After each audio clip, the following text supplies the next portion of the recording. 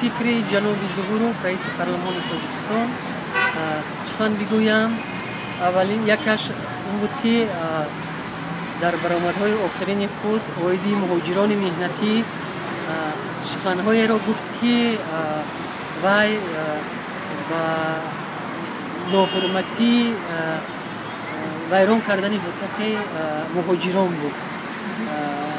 دوم نسبتی آنه که همون OBC یعنی که در هر کجایی که OBC است اونجا نوتینج است.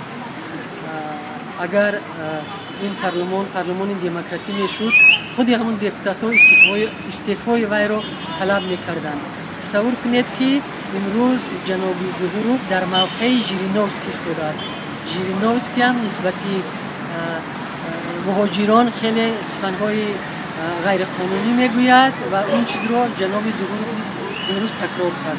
دوم مسئله OBC باید جناب ظهورov فراموش نکند که تاجیکستان یکی از اعضایان OBC هستند و وقتی که در همه چی اونها را گناهکار میکند در بی‌ترتیبی ها مثلا در ناآرامی ها او باید به این سخنهایش جواب بگیرد و برای یک دولتی که خود را دموکراتی مینامد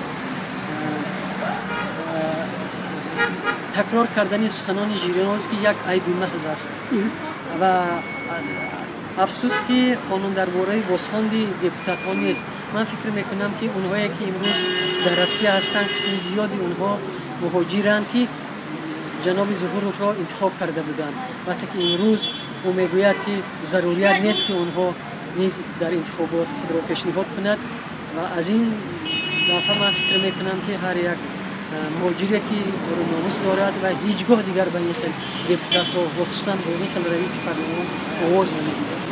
به نظر شما معلومه یعنی چی وادار کرده که ظهورov این نوبت شدیداً از مهاجران یعنی این کار کند و همزمان حضور OBC را خطر به امن تاجیکستان ارزیابی کند؟ در تاجیکستان بسیار منصبداران تیارند که برای نگاه داشتن اون منصب خود به هر چی دست بزنند. مثلا من پیشتر درباره جناب ظهورov تماما فکرهای دیگر داشتم. از بس که انتخابات نزدیک است اون میخواهد که در همین موقعش بماند. از بس که امروز دولت تاجیکستان نمیخواهد اصلاحات گذراند و یکی همین اصلاحات اوید انتخابات بود و با همین رو خودش رو به فکرم به این حکومت، چون که اساسا حکومت همه چیز رو اگر چندی که ما میگیم پارلمان مستقل است این شاخه مستقل نیست، بنابراین هم وای نگاه داشتنی کرسی خود رو در نظر دارد و تنها به این موقع من باوری دارم که اگر در حقیقت وای در دیگر منصبی پس میشد حتما چنین سخنها را نمیگفت، چون که معلوم است که مردم تاجیکستان امروز قسم زیادش در روسیه هستند. یک گروه کلان را از حقوق شهروندی آنها، از حقوق انتخاب شدن محروم کند، این خودش